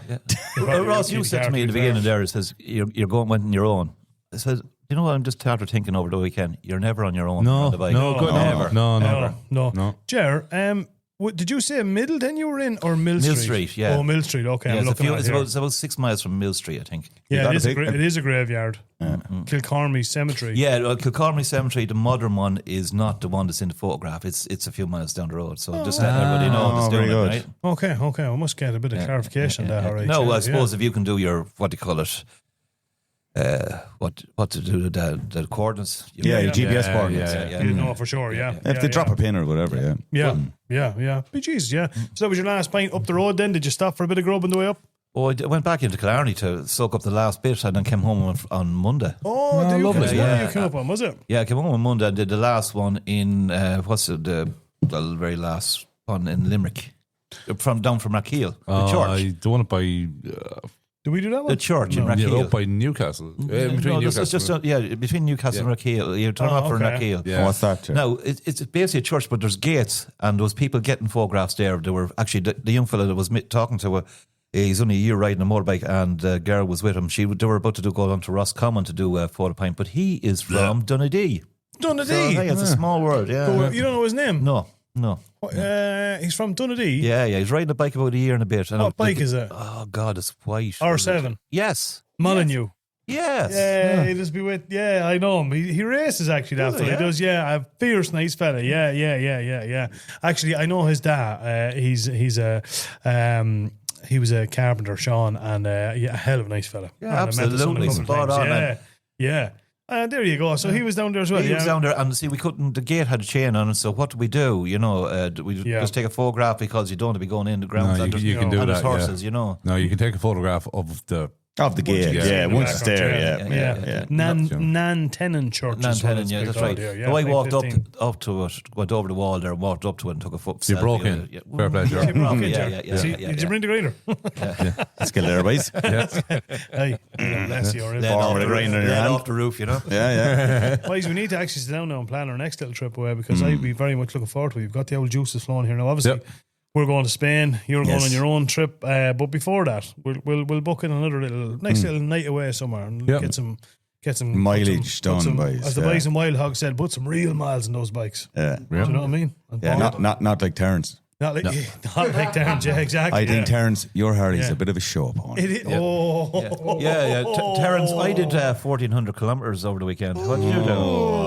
And miles in the van don't count. No. He's getting it from both ends. Look, it's a lot of disappointment. Look, some people would say he deserves it. He's a big hero of ours, lads. He is. Look. Do you know what they always say, boys?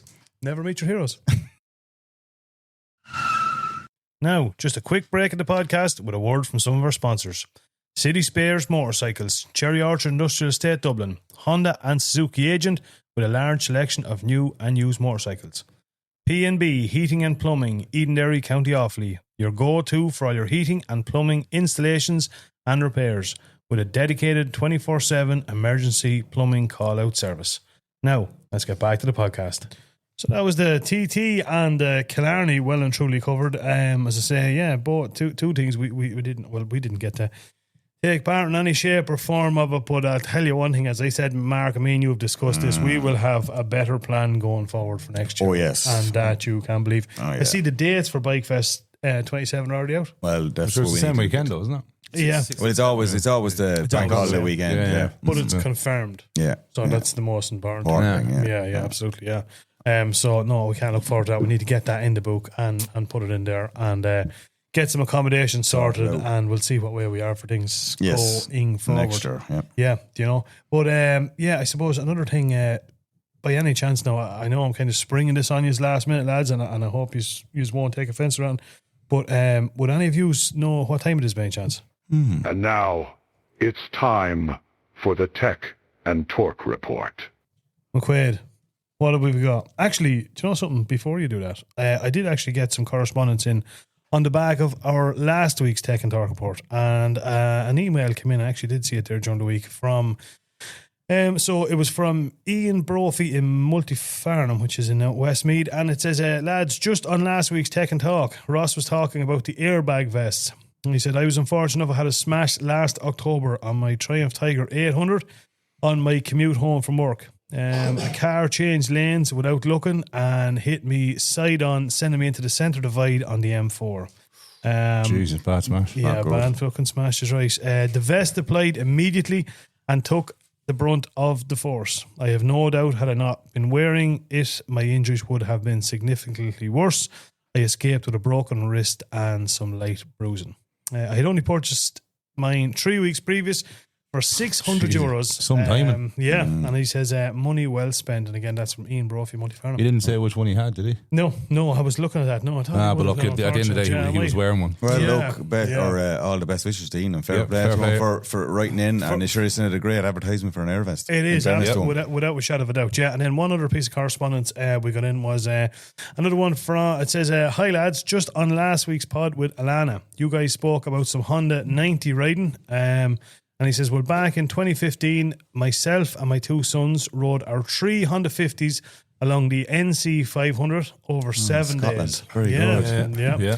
The best bit of crack we've ever had, and it goes to show, once you're going with people you enjoy spending time with, you can do it on any bike. He says, love the show, and that's from John Swords from Middleton in County Cork. Well, there you go, lads. It's not the bike, it's the company. Well, I swear to God, I just, like John, like that. If I would love to do something like that. Exactly. I would die a happy man if I got to a good age and I was after doing a few trips like that with poor kids, stuff you know what I mean? I think that's class. I'd say memories. You're making memories. That's all you're doing. That's what you're doing, making memories. 100%. Well, I'd say Alana probably has skis on hers over the TT. Yeah, honest to God. She's bringing the 90 over, wasn't she? I'd say we may chat her about how she got home with skiing down the mountain in that truck. Yeah, definitely a full set of weights on it, without a shadow of a doubt. But we got loads of correspondence in, and which is great. And it's actually a lot of it comes in through Spotify, and I didn't realise I should be looking, but I will going forward. And we'll have a dedicated section every week where we'll bring because we do get a lot of questions and stuff like that. Then there was another one, Joe H, a lorry driver living in Killarney. I wouldn't even listen to him. It was that lad. He said he was asking would we send him pictures of our feet or whatever. I don't understand that. Oh yeah, I heard Joe had a great. What the rumours was he had a great week over the Pyrenees himself, and was he? I heard then he got caught for speeding coming out. Is this the same Joe? Yeah, seemingly so. Yeah, and this man, Joe? And this man is a professional driver. Well, look at that. Should he not know better? It could be the same Joe. No, it could be. But anyway, Joe, sorry to disappoint you, but no, we don't send pictures of our feet. Not yet, Joe. Not just yet. PM. How much we have? DM us there. we actually have a separate account set up for that. Route 66 fun. McQuaid, over to you, man. What have we got this week for our Tech and Torque? Tires, put them on your bike. Why? They're handy. All right, okay. Yeah, I'm not having the best of luck with tires at the moment. Well, I wouldn't say you're not having the best of luck. I mean, I think you've gotten the most potential out of them. I think definitely. Well, look, in fairness to him, it says a lot about the man. You know, he gets the very best of whatever he's after having. He does. You know, some people might say it's a bit mean, maybe, and a bit dangerous, maybe. Dangerous, absolutely. But Ross, I think it's Ross does not see that. We can't blame a previous owner. There is one thing we could blame the previous owner for. What? Selling me the fucking things. Well, selling you for the thing for starting is supposed to be your buddy. Yeah. No. But the lack of back brake. That's a separate issue. What I'm actually who is doing the work? We've known about that for a while, and that's laziness on both of our parts. What's happening was, right, So Ross was relying on his back brake too much. Yeah. Okay. So I decided to disconnect it. Yeah. So that he Great job. have no choice but to use his front The brake. face hasn't got a fligot of a back brake. Yeah. He was And stepping out the back wheel. And I was doing he too much of it. steering from the rear. Steering. Yeah. But we decided to tell us this after our After we spin. run a spin, yeah. I know Brendan knew about it. No, What a friend. Yeah, Brendan had completely forgotten. Brendan knew about it the day after when I took it out of his shed and I got home and I said, Jez, did we do something with those back brakes? Because they're not really working. He said, oh yeah, Jez, we meant to fucking bleed them, didn't we? to reconnect them. Yeah. Anyway, we diverge. Yeah. Go on. What are we talking about tires? Yeah, well, so I'm in the market for tyres now. Obviously, we discussed the Harley tyres, which are, were on the bike before the pyramids were built. Yeah. So I have 2 new ones for that. But also the Phaser, now the front tyre has gone wonky. The back tyre on the Tiger is, now it's only flat on the bottom, so it's okay. You'll be okay, buddy. That's grand, man. Yeah. You'll be all right. Yeah, 100%. It's only going uphill a little bit, bro. Yeah, I wouldn't worry too much about it. I don't get that much speed in it anyway. No. Did you have a look to see, was that one plugged? I couldn't see the plug on it, but then again, I didn't look. Yeah. Okay. So That always helps. But It'd be hard to see it then. I've got a feeling that you had only put that new tyre on. I don't know. So yeah, last year at the Gone But Not Forgotten, what we spoke about, I got a flat wheel in it, but I can't. I actually don't think so. I think I got a flat wheel, and I think I put a new tire on after that. So I don't think that tire is plugged. Can't remember. Look, I will have a proper check on it. Okay. Sure, just pump it and see. Maybe it's not. Maybe it's a valve issue. Might be from the valve. Yeah. What is the rule of thumb? Is it frowned upon to plug a motorbike tire? Yeah, Yes. 100%. Okay. It's actually, believe it or not, now a shop is not allowed to plug a motorcycle tire. Plug a tire. Nope. No. Why not? Yeah, safety. Oh, okay. Yeah, safety. They don't. Why? Because like I say, if you're plugging the side wall at all. Or Oh well, you anywhere can't near- touch the Oh, no, sidewall. side- This side- sidewall sidewall, will be no. out. But Sidewall's even like your centre tire. Yeah, a car tire you can't plug a sidewall. No, but you can't. There's it's a illegal line now. on it, and you can't go below it. Yeah. It's illegal now. You're not supposed to plug a motorcycle tire. Now I There you know go. It gets you out. it gets you home Yeah, or whatever else, but genuinely, the rule of thumb is if it gets you home, you get it off. Okay. I'll have to, okay, then I'll okay. definitely have to double check. Yeah, we'll certainly have to double check. Okay, yeah. So, what are we talking So, about? I've been You found out some very information. Hit us with these questions. Right. Oh no, I was been looking up your tires. Look, obviously, you have different types of tires for all different types of bikes. So, motocross, obviously, knobblies and that sort of stuff. You have your dual purpose tires for your enduro bikes. Kind of half road legal, half off roady type things. Cruisers are pretty much just geared towards straight line stability, so they'll be a very hard tire, fairly durable, good on mileage. Yeah. Then your other 2 types of tires, which are the main tires, so the 4 lads here sitting looking at, would be your sports tire and your touring tire. Yeah.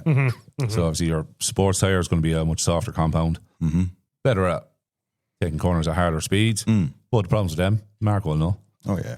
they're not great unless they're warm. They're a waste of time unless you warm them up, Yeah, yeah, and yeah. you're not going to get any mileage out of them. No. And really, to kind of get the heat into them that you really want, yeah, you need to be hammering on. But that. at the same time, like our roads, 9-10 months out of the year are cold, so Yeah. you're not going to warm. Even if you are going hard, you're still not getting enough heat Not really. No. Look, And then for them to be effective anyway. and then put a wet road into the mix on those Yeah. tires. Yeah. and Yeah. different ball game. yeah, but no, like I think the best, like if it all depends on what you want out of your tire, what kind of bike you have, and what kind of riding you're doing. I suppose, like for the likes of us doing a lot of miles or whatever, touring, and Jer say on his MV or your Moto Guzzi, and us on the Tracers and Ross and his Triumph, like you're looking at a sports touring tire. Yeah, yeah. So a sports touring tire is kind of realistically, it's harder compound in the center Yep. Soft on the edges. and the soft on the edges. Yeah. And it's a more durable tire, and obviously it lasts longer and you get more mileage out of it, because we all know these round black yokes are not cheap by No. any stretch. No, Not no, by you're any stretch of the imagination. you're looking at the best part of 200 quid for a Oh, decent, easy, yeah. Oh, Yeah. easy, yeah. and plus when you throw in the few quid for somebody to fit it for you. Yeah, well, I think my brother ordered 2 tires here. Around 400. No. I think it was 360 or something Yeah, for 2 Wow. tires. Jesus Christ, there you go. Yeah. Fitted. Yeah. Yeah. It's all money. It's all money. Talk us through, So, yeah. so some of the I've information been you found. look. They're your bases. There are going to be different types. Price points, and there's 100 different types of tires. So there's no point in us going down the route. No, I think it's this type. 'Cause yeah. it's going to be at the end of the day a tire that might suit you, suits the way you ride on that bike. Yeah. That might not suit me on the way I ride On my your bike. same bike, yeah. Yeah, so I think it's all just gonna be different. it's basically the way you ride your bike There's no one shoe fits all. and what you plan on doing on your bike. Yeah. It's as simple as that. You can go for your general. You'll know the type of tire you want. You won't know you won't be able to just pick out the tire. But anyway, so I was going through and reading it all up, and the sidewall markings on your tires. Do you know what they all mean? Well, I thought I did. So did I. You did. I thought I knew a little bit about tires. Turns out, So now, you said these to two boys, and they didn't know this, Gerald. Now, Gerald, you a man of more than 2 years on a bike, anyway. Yeah, you're going to catch me out, aren't you? So, say this is just a bit of an example. Like, so, say 120/70, you know, the normal, the start numbers. What do you think that means? They're the sizes. Well, break it down for me. So 120 is, what's that? The rim. No. The width of the tire. 120 would be the width. Width of the tire, yeah. Then what's the 70? We thought it was the sidewall. We thought it was the depth of the sidewall. It's not. That is the aspect ratio. So that is the percentage. The aspect ratio. So like it said that, so 120/70, the wall width would be 70% of the 120. So I think that's 84 or something like that. Like, why do they have to do that? Why do we need to work out percentages? Why can't it just say 120/70? Yeah, exactly. And be 70? Don't know. Yeah. Okay. Don't know. Right. That's confusing. Then say another comment, right? You'd see ZR17. Yeah. So is that not the rim size? Well, 17 would be the rim size. What's the ZR stand for then? So the Z it's to do with the speed that tire was tested. Oh yeah, well I have heard that now. Right, so there's a color code, not color code, an alphabetical code. Okay. So I think Z is greater than 240 kilometers an hour. Yeah, and that is an actual important thing, because if you do have, a sports bike of any sort of, capability, you do need to be putting, if you plan on doing these things, you need to be putting proper tires on it. You can go up.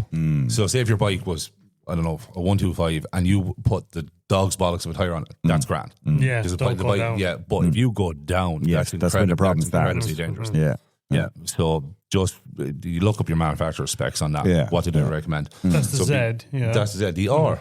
What's the R? Well, I would have thought it was like the radius, or it was another way of. Yeah. So go on. No, so it's a radial tire. So it's to do with the reinforcing strips going. Oh, from one side to the other. Go from bead to bead. Okay. And now on the Harleys, and me and you, we.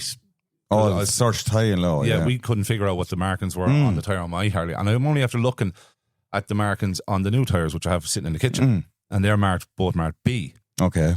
It can be marked as B or a dash. It's for this bias. Okay. Can't remember how to bias ply. Right. So that means that the reinforcing runs in it. I think it's more of a fabric type system, and it runs crisscross. Okay, right. So it's like a Kevlar maybe running from one side of the tire, inner tire or whatever. Yeah. But it's from what I've seen, it seems to be in a lot of cruisers. I know for a fact that cruiser tires are definitely harder. Definitely harder. And expensive. Yes. A lot more expensive. Oh, yeah. I got 2 tires from my Harley. It was kicking theirs for 500 quid. Yeah. All ridiculous, yeah. And but now you have a savage, like I think I paid 3 something, but my back tire isn't half as wide as yours. Yeah, your back tire is probably the weight of his front tire. You know what I mean? But you know what I mean in ratios. To look at. Yeah. I know your back tire is obviously wider, but but I even know my own Harley. I know it's a harder tire even when I'm riding the bike. I know it's harder. You just know the way it reacts to the surface. It's nothing got to do with the shocks or the suspension. I just know the tire feels harder. Yeah. And do all the tire companies make the tires for the Harleys? Look, a majority of companies would be making cruiser tires. Yeah, Dunlops, Metzler do them. I know Pirelli do tires for your cruisers. You would get, but I'd say they might have a smaller selection because it's a lot of those tires. It's not just the size; it's the there's what is the word I'm looking for? It's the actual shape. It's the ovalness of it. Yeah.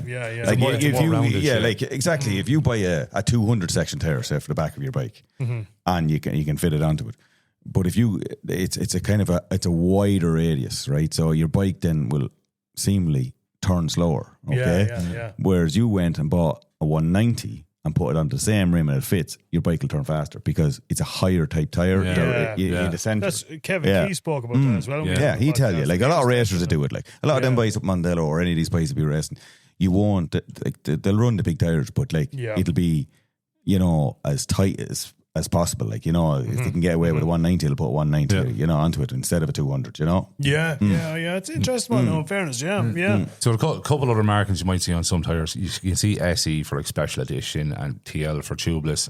MC, it's a motorcycle tire. Right. But there is also, say, if you see the numbers, like say 58W at the end, that's the speed rating again is the letter one, but the 58 is the loading capacity. Okay, right. So that would be very important if you're going touring. Yeah. So that's how much that bike is rated. Yeah. I think it's to do with their rating and the speed. So you can that's very good.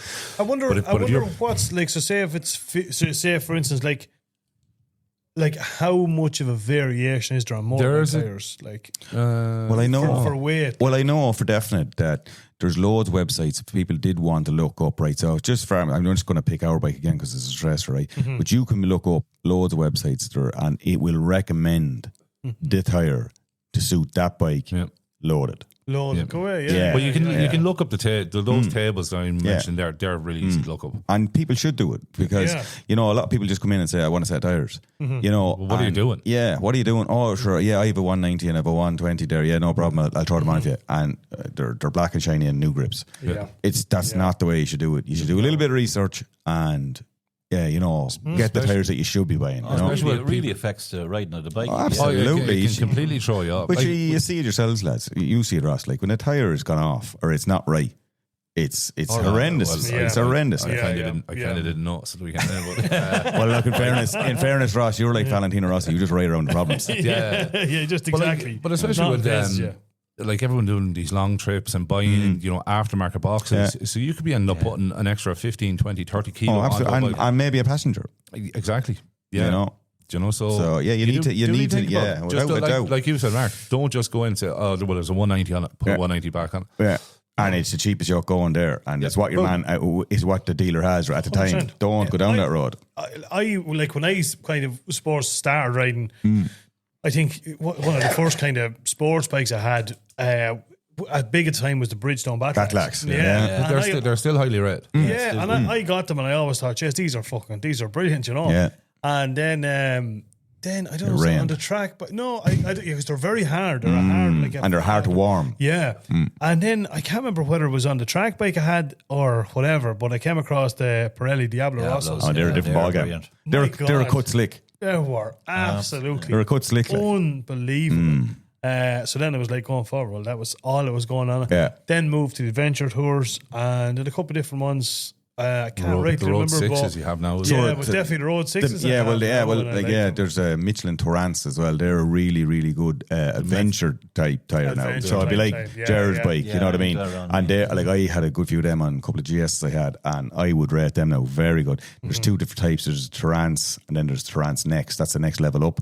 Very, very good. Now that I have the Tracer, I'm looking at these Michelin Road 6s is what I'm putting on mine. Yeah, that's what's on mine. There's another one, the Metzler Road Tech 1, I think. They're a fabulous tire as well. Metzler are normally nearly the most expensive tire you can buy from a motorbike. But you pay for what you get. We always say that. You pay for what you get. Yeah, and again, as you say, it's definitely subjective to the type of riding that you're going to be doing. On the absolutely, bike, warrants kind of. And it is the only thing that makes you that's your brakes.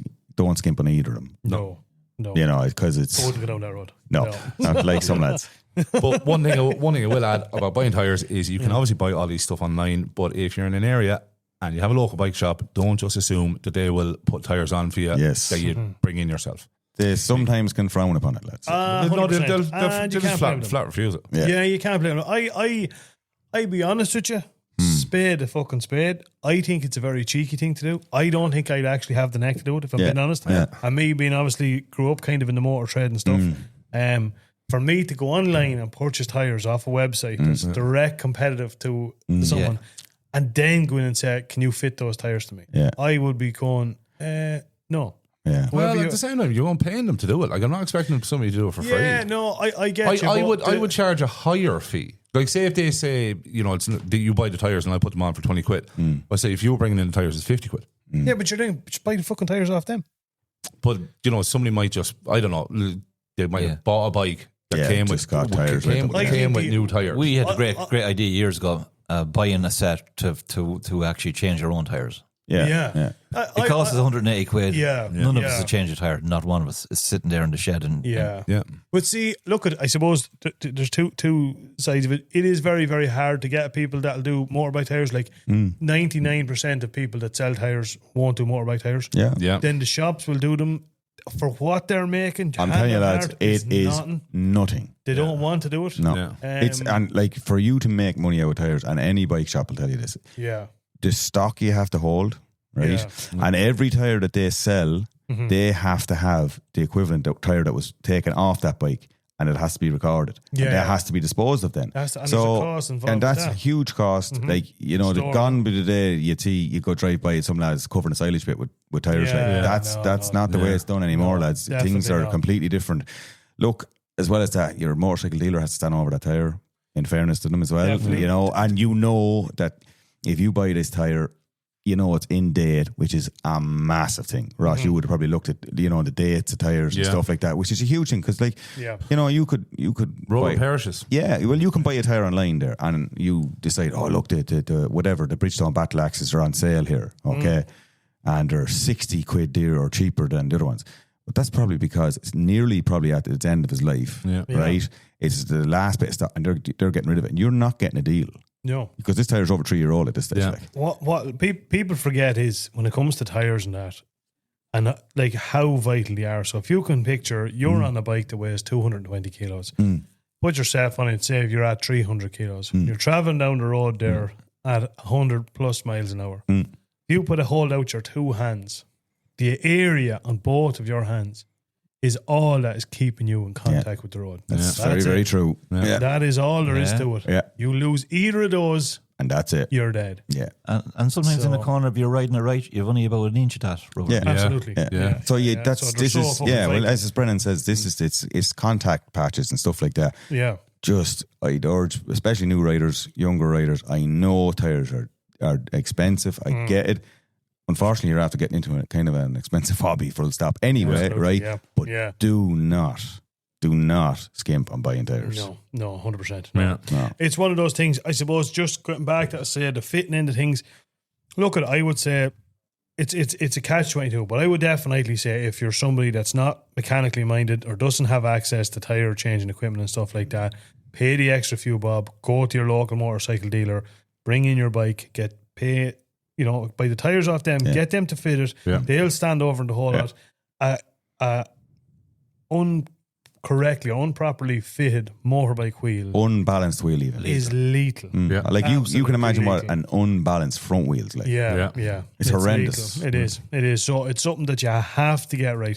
Look, there's a lot of things people that say, as I say, aren't mechanically minded or are trying, and I'd urge them to try. If it's something the likes of, you know, changing your oil, you know what I mean? Service and stuff. If you want to wire up a set of lights to your bike, something you watch on YouTube to learn how to do. Knock yourself out. Go for it. Don't be afraid to reach out to somebody and you can ask them. But when it comes to something like taking your wheels off your bike and doing that, I honestly think until you're up that confident and you know what you're doing, I wouldn't be going down that road. No, it's pay the extra few bob and go from there. That was an interesting one. Fair play, Ross. That's good. Fair play. I suppose moving forward then, the last we do want to talk about is just give a little bit of a shout out to some of the stuff that is going on this weekend. And as I say, we're in the thick of it now. It's busy. There's stuff going on every weekend. Say last weekend obviously was no exception. This weekend, just the first thing we do want to shout out with. So what was due to take place this Sunday the 7th was, of course, the Druids Bike Show. That was supposed to be on in Boolia in Kildare. There is a new date for that, and the new date for that is Sunday the 28th of June. So it's going ahead Sunday the 28th of June over in Boolia in Kildare. And it just says that all bikes must be in the show by 12 p.m. sharp for judging. Admission's only a $5, and you'll have best in show. You've got the Sean Dolan Memorial Trophy. You've got obviously best Street Fighter, best Engineering, best Trike, best Chopper, all the usual categories. So yeah, just remember that is a change of date for the Druids. Next we have Chopper Club Southern Ireland Day Show. Again, we said that's 6th of June, which will be this weekend. Yeah. And it is in the Welcome Inn, Rockfield, Dungarvan and County Waterford. Great bunch of lads. Show is from 1 till 6, so get on down to that. The Highsiders, they've got a rock night. Bands on the night, and that is on June 6th again in Lizzie Buggy's Ballyconnell. and the first band is starting at 7 p.m. So yeah, get on down to that. They've two acts on there, 7 to 9, and Green Diesel is on from 10:30 to 12:30. That's of course the Highsiders Rock Night, and then last but by no means least, we've got the Four Counties RC annual run dedicated to Billy. That's on the 7th of the 6th, 2026. Registration is at 10 a.m. at Kings Court Community Centre. They're leaving at 12, and it's €20 per vehicle. All proceeds are going to help our homeless, and that is for bikes, cars, lorries, and tractors. Good stuff. Fair play to them. A good mix of stuff that's coming on this week. So yeah, look forward to that. As ever, anybody that wants to get in touch with us, if you want that and spoke about, if you want more information on it, or you want your opinion on that, and we haven't talked about on tonight's podcast, get in contact as always. You'll get us on our email, which is clonnagalmcc87@gmail.com. Again, reach out to us on our Instagram, which is the Motorcycle Hour Podcast, or on Facebook, it is Clonnagale Official. You'll get us there on Facebook. Don't be afraid to reach out and say hello. Anything else you just want to add, boys, before we wrap it up? No, that's it. Everybody have a good weekend and keep it safe. Hopefully the weather will cheer up a little bit for everybody. Absolutely. Yeah. Couldn't have said it better myself. Folks, over now for this one, and we'll catch you all back here next week for episode number 92.